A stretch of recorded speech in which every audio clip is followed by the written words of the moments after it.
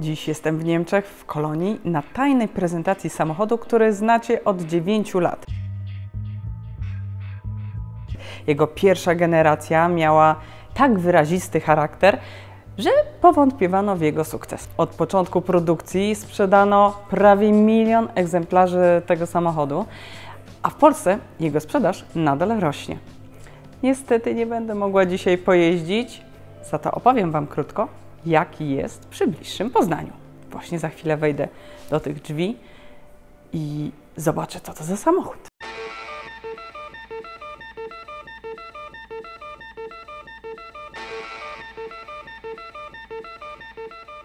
Oto nowy Nissan Juke. To już druga generacja tego crossovera, który wkrótce wyjedzie na polskie ulice. Przyjrzyjmy się jemu z bliska.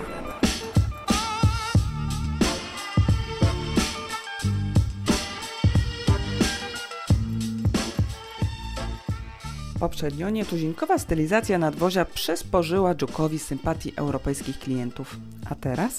Dziś model ten jest skierowany do tych kierowców, którzy w rozrastającym się segmencie samochodów, bo przecież mnożą się one na potęgę w całej Europie i są coraz bardziej do siebie podobne, cenią nie tylko walory praktyczne, parametry czy technologię, ale także ciekawe, wyróżniające się w tłumie nudnych karoserii wzornictwo.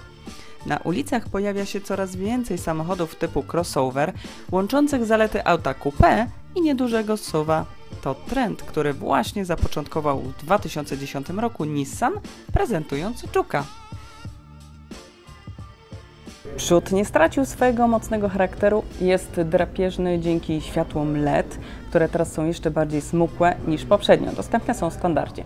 Pod spodem znalazły się charakterystyczne, okrągłe, duże reflektory główne, teraz wzbogacone o kształt litery Y. Nie zabrakło też wyróżniającego samochody Nissana motywu V na atrapie chłodnicy. Całość jest nadal ekstrawagancka i właśnie z tego powodu, ze względu na design, Juke'a kupiło tak dużo osób. Producent uznał, że nie można go zatem zbytnio wygładzić i pozostawił przód wybitnie wyróżniający się wśród konkurencyjnych miejskich crossoverów. Auto urosło w każdym wymiarze, stało się jakby dojrzalsze w odbiorze. Moim zdaniem Juke dorósł i wyprzystojniał. Juke'a osadzono na ładnych 19-calowych obręczach, więc z boku z tym szybko opadającym dachem prezentuje się naprawdę fajnie. Paleta kolorów nadwozia obejmuje 11 propozycji, w tym zarezerwowany wyłącznie dla tego modelu pomarańczowy lakier Fuji Sunset.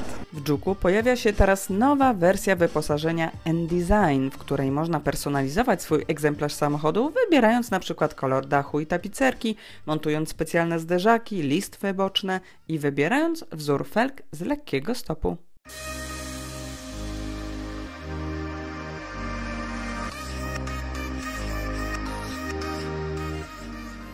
Zanim zasiądziemy za kierownicą, warto zajrzeć na tylną kanapę. Zobaczcie, że drzwi otwierają się bardzo szeroko, szerzej niż poprzednio, więc sądzę, że usadowienie dziecka w foteliku nie powinno stanowić problemu. Siedzę teraz za fotelem ustawionym na mój wzrost. Z tyłu jest całkiem przytulnie i z pewnością doskonale będą się tu czuć dzieci. Swobodnie da się tu przemieszczać z siedziska na siedzisko.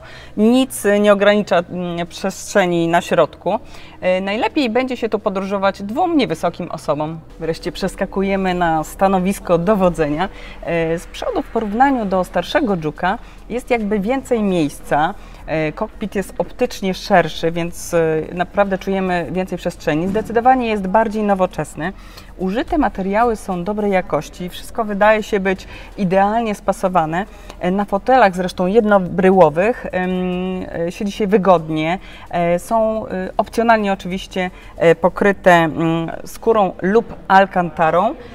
No i oczywiście możemy mieć tu super audio Bose, które w tej super wersji ma aż 8 głośników, z czego 2 tutaj w zagłówkach. Na konsoli centralnej znajdziemy system multimedialny Nissan Connect, który obsługuje Apple CarPlay i Android Auto oraz umożliwia korzystanie z aplikacji zainstalowanych w smartfonie za pomocą 8-calowego ekranu dotykowego.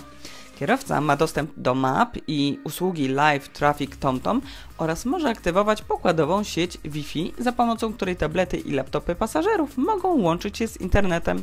Niestety ta funkcja będzie dostępna w Polsce w późniejszym terminie. Z Juke'iem można porozumiewać się głosowo za pośrednictwem urządzenia mobilnego i asystenta Google. Tą metodą można m.in. sterować światłami oraz przesyłać współrzędne do celowego punktu podróży do nawigacji. Bagażnik powiększono aż o 20% do 422 litrów. Dostęp do niego jest łatwiejszy i mam wrażenie, że jest bardziej ustawny. Jest głęboki i ma podwójną podłogę.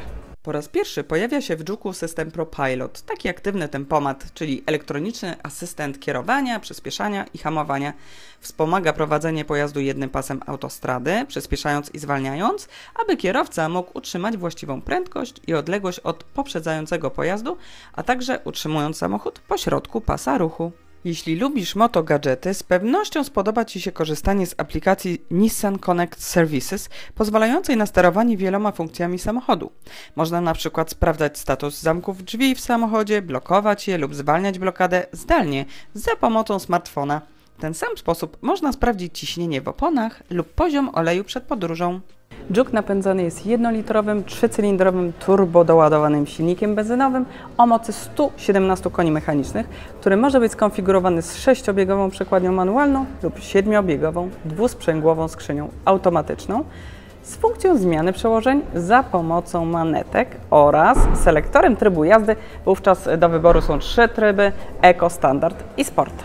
Juke, podobnie jak poprzedni model, jest produkowany w Wielkiej Brytanii. Pierwsi klienci w Europie otrzymają swoje samochody dopiero pod koniec listopada. Mam nadzieję, że zachęciłam Was, aby dowiedzieć się więcej o tym ciekawym samochodzie.